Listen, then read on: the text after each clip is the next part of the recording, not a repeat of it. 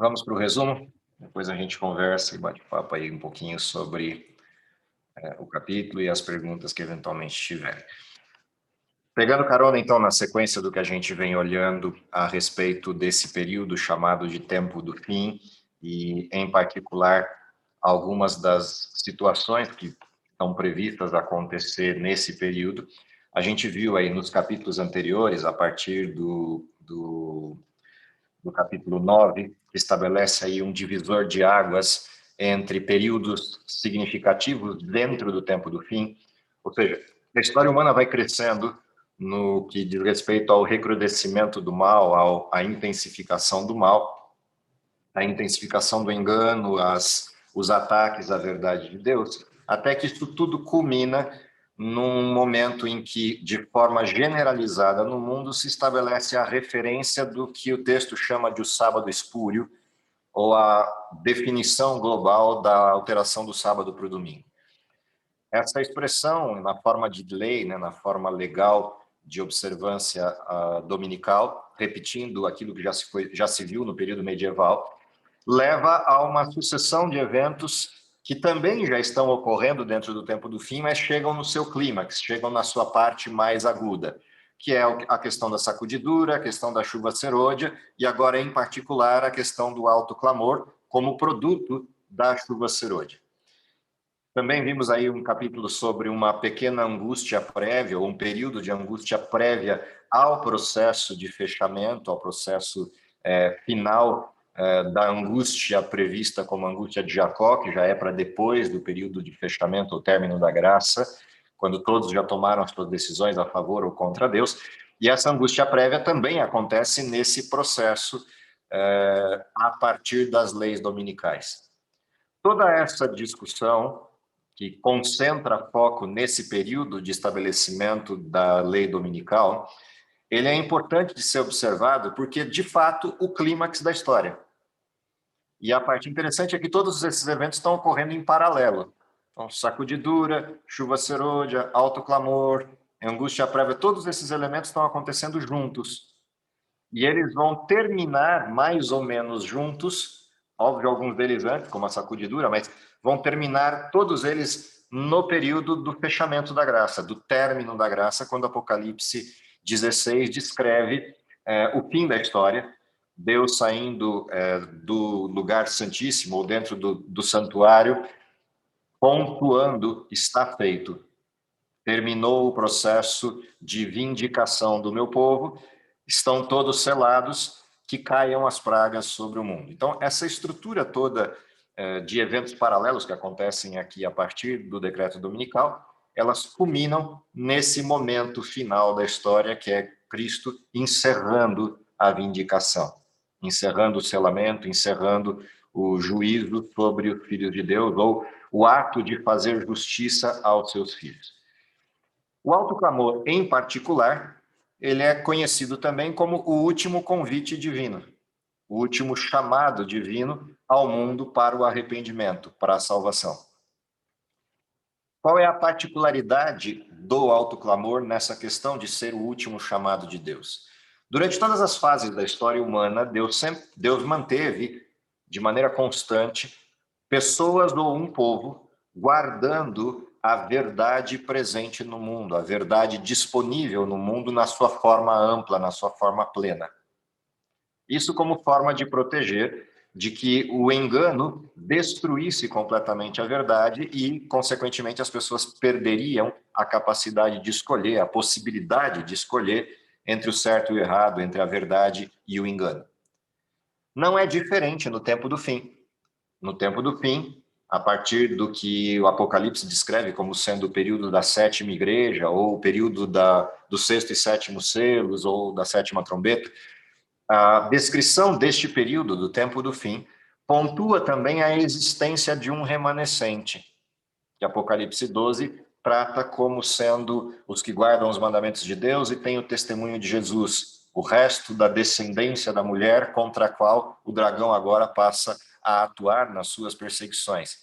E, curiosamente, esse resto da descendência vive dentro do período do tempo do fim, ou seja, depois dos 1260 dias em que a mulher fugiu para o deserto e lá ficou protegida.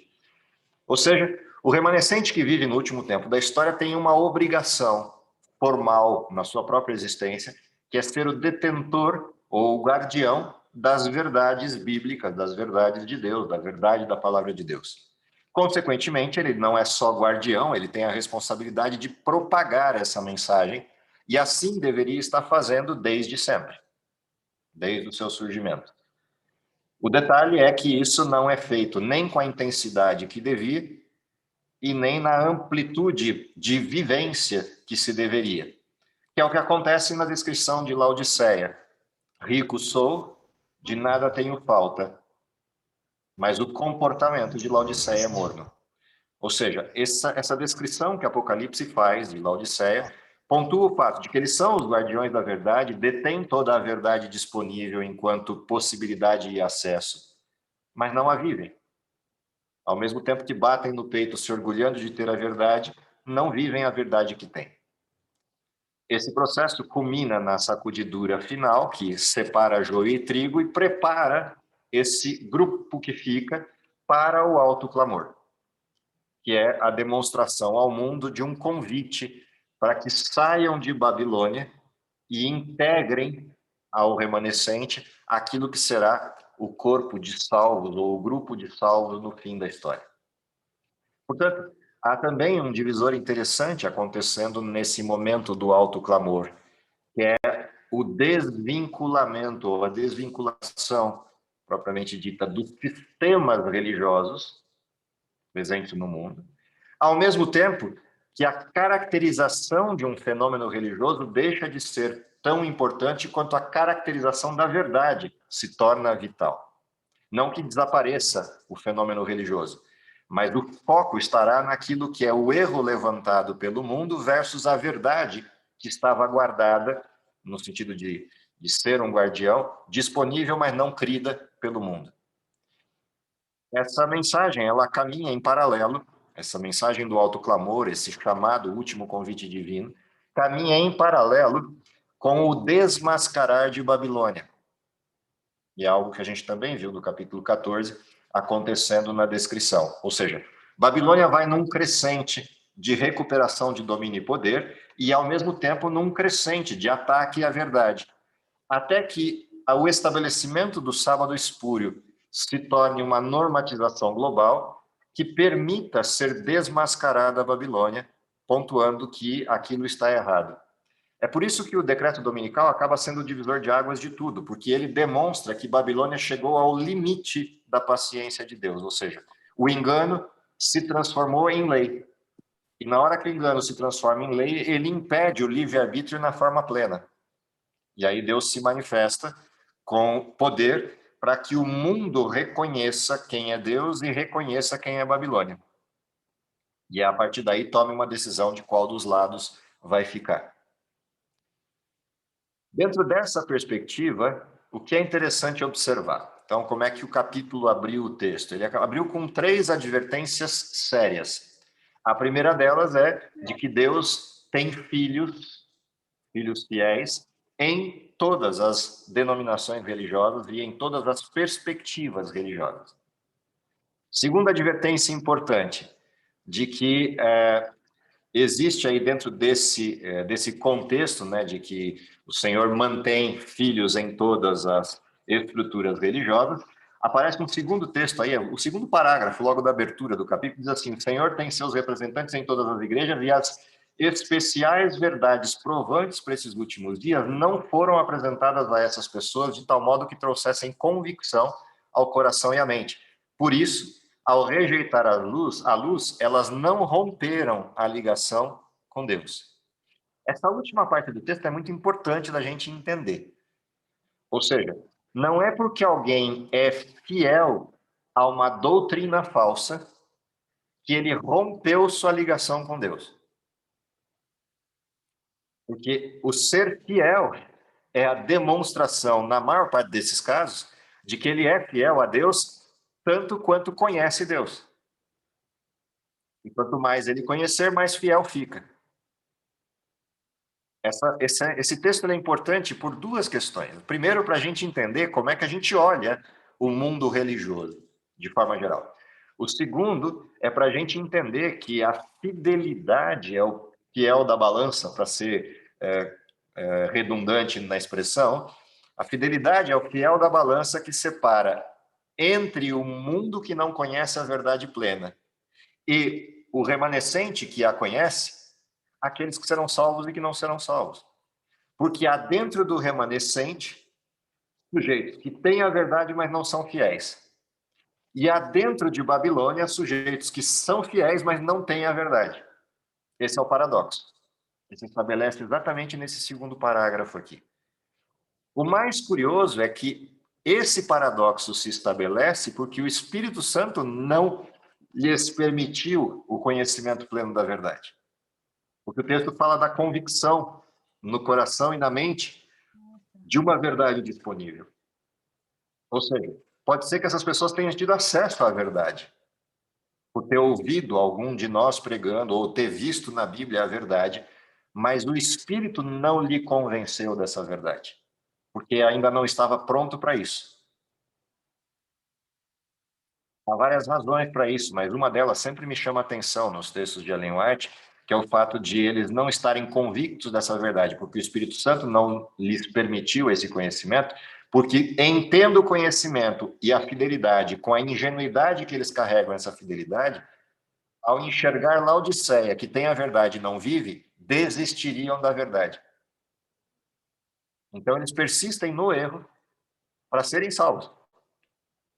Não porque o erro os salva, mas porque o não conviver com Laodiceia os permite ser salvos, pelo grau de fidelidade. Esse texto, para mim, é um texto importante da gente manter no radar para entender o tempo de Deus. Ou seja, o nosso objetivo é pregação do Evangelho e não conversão ao Evangelho. A conversão ao Evangelho é o tempo de Deus. A pregação do Evangelho é nossa responsabilidade.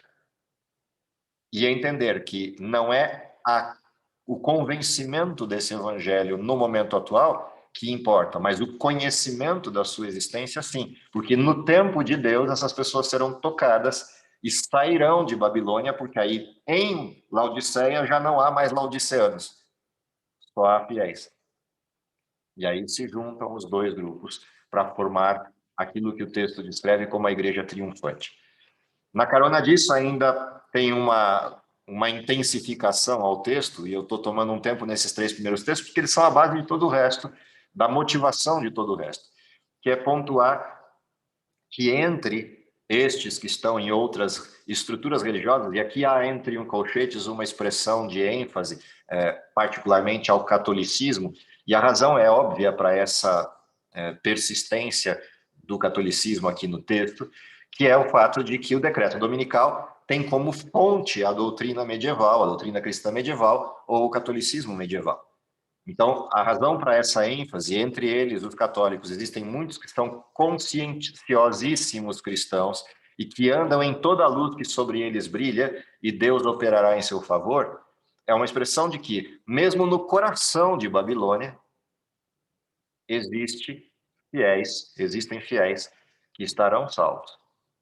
Se viverem até aquele tempo, estarão salvos porque se renderão à verdade plena na forma como a Bíblia apresenta. Se morrerem antes, estarão salvos pela sua fidelidade na verdade que conheciam. Isso é interessante nesses 3 textos de introdução. A partir daí começa aquela descrição que eu fazia de introdução, de que a queda de Babilônia, que referencia-se, por exemplo, na questão da promulgação do decreto dominical e no estabelecimento legal de obrigação de adoração ao sábado espúrio, essa questão ainda está no futuro, não ocorreu o decreto dominical, estava no futuro quando Ellen White escreveu o texto e continua no futuro enquanto nós lemos o texto. Portanto, Babilônia, embora o texto bíblico esteja no passado, caiu a grande Babilônia, ele está no passado porque ele é uma projeção. Ou seja, Apocalipse 14, Apocalipse 18 são projeções para o futuro, como se eu me transportasse no tempo até aquela data e olhasse para trás do que aconteceu. Caiu a grande Babilônia. Em relação ao nosso tempo presente, isso está para o futuro ainda por acontecer. Mas há um detalhe importante. Há um marco que descreve quando isso acontece. Quando é que Babilônia cai e é desmascarada? quando a parte legal se estabelece e a hegemonia disso que é chamado de o sábado espúrio ou a adoração ao domingo se estabelecer como lei, como regra legal, como marco regulatório que retira do sujeito pela cidadania o direito de escolha. Nesse momento, Babilônia cai e é desmascarada. O detalhe é, como Babilônia é desmascarada? Babilônia é desmascarada pela pregação. Ou seja, aqueles que não adoram a besta, nem a sua imagem, esses saem a público para dizer, está tudo errado. Eu vou usar um termo atual porque aí fica fácil de entender a ilustração. Estes serão os negacionistas do futuro. Quando todo mundo convergir para uma verdade, o domingo, surgirão os negacionistas dessa verdade, que na realidade é uma mentira, dizendo é o sábado que é a verdade e não o domingo. A mesma pressão que vocês estão vendo agora, guardadas as proporções do que eu estou dizendo, é a que vocês verão lá. O mundo inteiro fechado em cima de uma ideia e um grupo dizendo que é para outra direção. Não importa, percebe, a qualidade da verdade, a pressão será enorme. Porque a pressão estará aliada à mentira, não à verdade. Daí a necessidade do desmascarar. Isso exigirá daqueles que tiverem que se levantar nessa condição, primeiro, coragem. E essa coragem não nasce de uma capacidade pessoal, essa coragem nasce da presença do Espírito Santo de forma plena nestes que proclamarão a verdade. Ou seja, é a mesma coisa que aconteceu com Elias atravessando porta do pátio, porta do palácio, soldados da guarda, chegando até a frente de Acabe sentado no trono, botando o dedo no nariz dele e dizendo, você é pecador, trouxe para cá Jezabel e vai acontecer a seca. Vira as costas com a mesma velocidade que entrou, vai embora. Essa tenacidade da presença de Deus e da presença do Espírito, dando poder a Elias, é algo que vai ser manifesto no tempo do fim, para se levantar contra a hegemonia legal estabelecida ao redor de uma doutrina falsa, de um desenho falso de verdade. E por isso é necessário, para que essa situação se mantenha, algo importantíssimo antes, que é o conhecimento da verdade com sustentação e a comunhão com Deus que dê a possibilidade do derramamento do Espírito Santo nessas proporções. Algo que a gente viu no capítulo anterior, quando estudamos sobre chuva serode, que é repetido em alguns trechos desse capítulo como advertência. Ou seja, para ter essa tenacidade, essa coragem, essa condição de enfrentar Babilônia, no sentido de apontamento dos seus pecados e de convite para que saiam dela, vai ser necessário uma coragem que resulta da comunhão e do estudo da palavra de Deus no tempo de tranquilidade, no tempo de paz. Uma outra coisa interessante que aparece aqui no texto, ao longo da leitura, é a definição do que é a mensagem do terceiro anjo. Tem um texto do livro Mensagens Escolhidas, que estava aí no capítulo que a gente leu, que pontuava uma pergunta, né, uma indagação. Talvez alguém tenha perguntado, ou alguém me perguntou se a justificação pela fé é a mensagem do terceiro anjo. E a Ellen White responde, né, eu tenho falado, eu tenho respondido que sim, é a mensagem do terceiro anjo em verdade. Mas o legal é a continuidade dessa citação na referência do Testemunho para Ministros, onde ela pontua, em sua misericórdia enviou o Senhor preciosa mensagem ao seu povo por intermédio de Jones e Waggoner. Esta mensagem enviada para eles, que era a mensagem da justificação pela fé, lá na época do concílio de Minneapolis, esta mensagem devia pôr de maneira mais preeminente diante do mundo o Salvador crucificado, o sacrifício pelos pecados de todo mundo. Apresentava a justificação pela fé no fiador, e isso me chama a atenção nesse texto. A mensagem da justificação pela fé é a representação de um fiador. E, pela condição de fiança paga, convida o povo para receber a justiça de Cristo, que se manifesta na obediência a todos os mandamentos de Deus. Portanto, qual é a mensagem da justificação pela fé? Alguém morreu pelo pecado, é fiador e oferta àquele que recebe a fiança. Percebe? Eu estou preso, recebi alguém que pagou a fiança. Ao receber alguém que pagou a minha fiança, estou liberto para encontrar o quê? A justiça de Cristo, que se manifesta na minha vida pelo quê? Pela obediência de todos os mandamentos de Deus.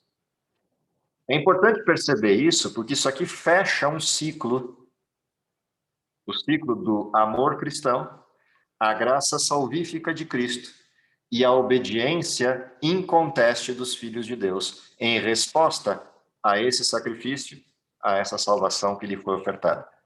E isso fecha esse ciclo. Essa é justamente a marca do remanescente. Guardam os mandamentos de Deus e têm o testemunho de Jesus. Essa expressão está no centro da mensagem da justificação pela fé. E a mensagem da justificação pela fé é a mensagem do terceiro anjo. Por que razão?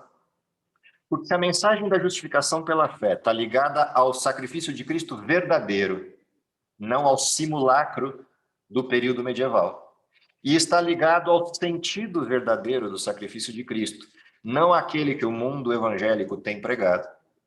Isso significa dizer que na outra via, a adoração a Deus que está sendo questionada e que levará ao desmascarar de Babilônia tem a ver com os mandamentos, em particular o segundo e o quarto. Porque se você olhar Apocalipse 13, são os dois mandamentos que estão em xeque. Fará uma imagem à besta e trará todos para que a adorem. Segundo e quarto mandamento em xeque. E é importante perceber isso, porque a mensagem da justificação pela fé, ela prepara para esse enfrentamento. Porque ela traz de volta a centralidade do sentido de Cristo e a centralidade da adoração a Deus, que é a essência da discussão do livro de Apocalipse. E é para esse tempo que o remanescente é chamado, estar de pé e proclamar a mensagem. Para fazer isso precisa de poder, e aí a sequência do texto vai tratar de todas as manifestações da teofania de Deus e do poder de Deus no último tempo da história. Ou seja, a chuva serôdia que permitirá o término da obra, a proclamação do alto clamor, ela virá com intensidade semelhante à do Pentecostes, porém em maior profusão. O que significa dizer, e a gente viu isso no texto várias vezes aparecendo, que milagres vão voltar a ocorrer com intensidade.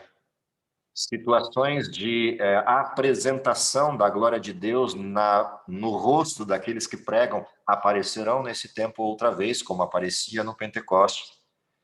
A estrutura da mensagem pregada terá o mesmo poder manifesto lá em Pentecostes, que movia as pessoas na direção da decisão. Porém, aparece aqui uma coisa importante na descrição de toda essa teofania. O fato de que, no meio desse pacote, tem uma informação. A maioria dos que vão ouvir o último chamado vai rejeitá-lo. Então, embora seja necessário fazer um último chamado, um último convite, porque a misericórdia de Deus e a sua justiça exigem isso, ele já adverte para não haver falsas expectativas quanto à quantidade dos que aceitarão.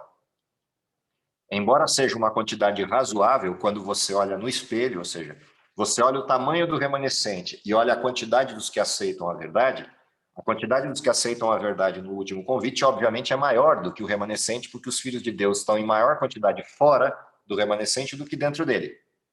Porém, a quantidade versus a quantidade no mundo de Babilônia é pequena. Vou usar números só para ilustrar, não tem nada a ver com números reais, tá? Imagina que o mundo tivesse 1 bilhão de habitantes.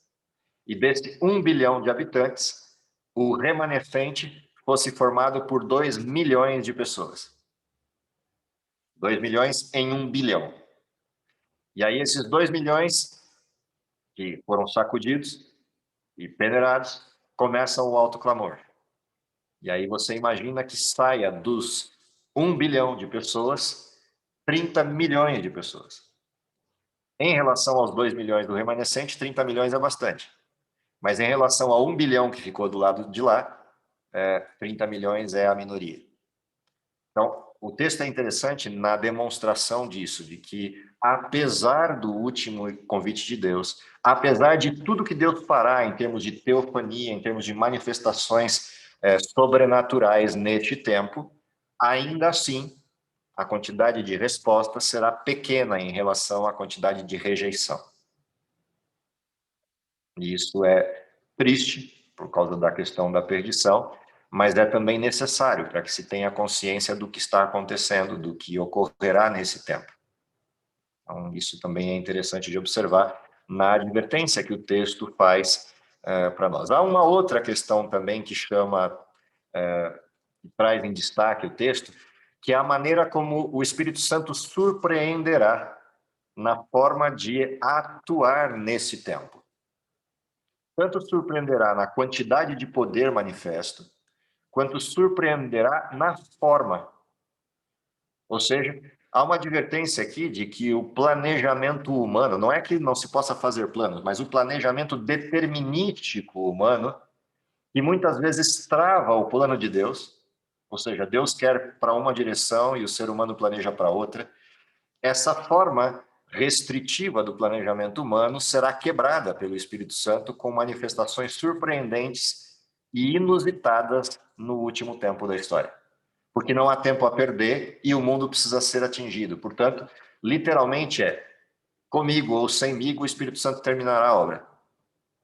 Nesse tempo final, não haverá espaço para falhas. E é interessante porque vem de todos os lugares possíveis e imagináveis e não imagináveis a atuação do Espírito Santo. Aliás, virão mais de espaços não imagináveis do que imagináveis. E aí o texto faz várias abordagens disso, vocês leram o texto na semana, faz abordagens de que crianças entrarão no processo de pregação, os mais simples, até iletrados, participarão ativamente por conta da sua fidelidade nesse momento em específico. Ou seja, pouca diferença vai fazer, ou nenhuma, ou talvez diferença a negativo, a capacidade do letramento, ou a capacidade acadêmica ou científica. Porque o que estará em jogo ali é ouvir a voz do Espírito e falar o que ele mandou. Ouvirás atrás de ti uma voz dizendo, esse é o caminho, andai por ele. Nesse momento se torna algo tangível, visível de forma plena. E aí, para esse tempo, provavelmente entre os mais simples do modelo, que são normalmente os mais fiéis pela sua forma ingênua de fidelidade, serão os mais úteis na condução do Espírito para a pregação do Evangelho. E o pior, alguns dos grandes nomes ou grandes letrados, nós já tínhamos visto isso no capítulo sobre a sacudidura, serão aqueles que levantarão empecilhos à pregação do Evangelho nesse tempo. E aí a advertência é severa, no sentido de que esses empecilhos serão retirados da frente por Deus, de alguma forma. Porque eles estarão se achando lutando contra Deus e contra os planos de Deus. Daí vem a importância da questão do preparo. Ou seja, para que eu não seja contado entre aqueles que vão ofertar resistência e impeditivos à propagação do Evangelho, ou até mesmo para que eu não seja sacudido antes da hora, a necessidade para o tempo atual é comunhão e um estudo profundo da palavra de Deus. Primeiro, para compreender o movimento do Espírito Santo e percebê-lo quando ele começa a atuar. Caso contrário, ele vai estar atuando e você não vai estar nem vendo, eu não vou estar nem vendo o que ele está fazendo. A segunda questão importante para o preparo é que vários serão chamados a testemunhar nos lugares mais difíceis por situações diversas, como, por exemplo, terem sido presos e estarem em julgamento, ou terem sido convocados e intimados a comparecer diante de autoridades das mais variadas ordens. Vou usar um exemplo tipicamente brasileiro. Você é um negacionista da lei dominical e foi chamado para testemunhar ou responder a uma CPI no Senado ou no Congresso. Situações dessa natureza vão acontecer no mundo como aconteceram com Paulo no passado, ou com Pedro, com João. E aí vem a questão, qual é a resposta que daremos nesses ambientes onde Ellen White inclusive descreve, poderão ter 1000 pessoas assistindo você, dando um testemunho. E aí, duas coisas poderão ocorrer. O seu testemunho ser sustentável e forte, inclusive para produzir naquele ambiente conversões, ou a superficialidade com que se tratou a verdade fará passar vergonha nesses ambientes, por não ter como responder àquilo que está ali. E lembrando que não é a capacidade humana da resposta, mas aquilo que se estudou e se dedicou tempo e aquilo que você aumentou em termos de competência na comunhão com Deus, Deus completará o que falta. Porque ele promete colocar na boca as palavras que nós temos para dizer. Mas isso não vem do vazio, do vácuo. Ele completa. Aquilo que eu negligentemente resisti, ou aquilo que negligentemente eu não fiz. E essa também é uma advertência importante que apareceu aí na leitura dessa semana. Falei já da questão dos que vão se posicionar contra, mas tem um detalhe que ela faz ênfase aqui, já apareceu também no capítulo sobre a sacudidura, de que as maiores barreiras são aquelas de fogo amigo, né? As maiores barreiras à proclamação do evangelho surgirão de dentro do próprio movimento e não de fora. Num segundo momento, de fora, mas num primeiro momento, as principais barreiras acontecerão dentro do remanescente, dentro da própria estrutura do remanescente. E aí, uma coisa interessante que fecha o bloco é a repetição do modelo de fidelidade e de sinceridade do povo de Deus em responder ao chamado divino, ao último convite divino nesse tempo. E o texto fecha com aquilo que a gente já conhece, de que a mesma estrutura que iniciou o trabalho, que foi a página impressa, é aquela que fechará o trabalho ao final, com a última parte da influência, ou seja, um elemento significativo nesse último momento da pregação do evangelho é a página impressa, a possibilidade da divulgação da mensagem no mundo inteiro, na forma escrita, porque ela não tem barreiras, né? Ela ultrapassa as barreiras por diversas maneiras, e inclusive pode ser levada por pessoas que nem pregando o evangelho estão. Então, isso também é uma parte interessante para a gente entender a necessidade de um investimento nessa direção, né? De propagação de literatura. Em certo sentido, o que a gente viveu aqui no Brasil ou na América do Sul nos últimos 7 a 10 anos, 7 a 8 anos aí, com a relação, com a propagação de livros anualmente, né, sobre esperança, foi algo inusitado. A gente só tinha visto algo deste tamanho, com essas proporções, lá atrás no tempo, para os que estão um pouquinho mais decanos, que já têm os cabelos mais pintados, lá atrás, quando a gente tinha um negocinho chamado folhetão, cuja capa era uma cena da vinda de Jesus e tinham vários outdoors espalhados no Brasil inteiro. Cristo em breve voltará, o Jesus em breve voltará, e a gente fez uma campanha nacional de distribuição do folhetão em todas as casas possíveis do país. Eu só tinha visto campanhas dessa dimensão naquela época, e elas foram repetidas agora nesses últimos 7 ou 8 anos nessas distribuições dos livros do Impacto e Esperança. É a essência do que está nesse último subtítulo do capítulo que a gente leu, com essa apresentação, né, com essa forma de apresentação de que a literatura, a página impressa, é significativa para esse momento em particular na história. Então, basicamente é isso disso que trata a apresentação do Alto Clamor. Lembrando que o Alto Clamor é um convite para fora, ou seja, é um convite para fora do remanescente, e ele presume que o remanescente já está decidido, ou seja, já aconteceu a sacudidura no remanescente, e o alto clamor é um chamado para preencher as fileiras dos que abandonaram do remanescente a fé, completando a medida daqueles que Deus estabeleceu no seu convite para serem salvos. Essa é a abordagem aí desse período chamado de alto clamor.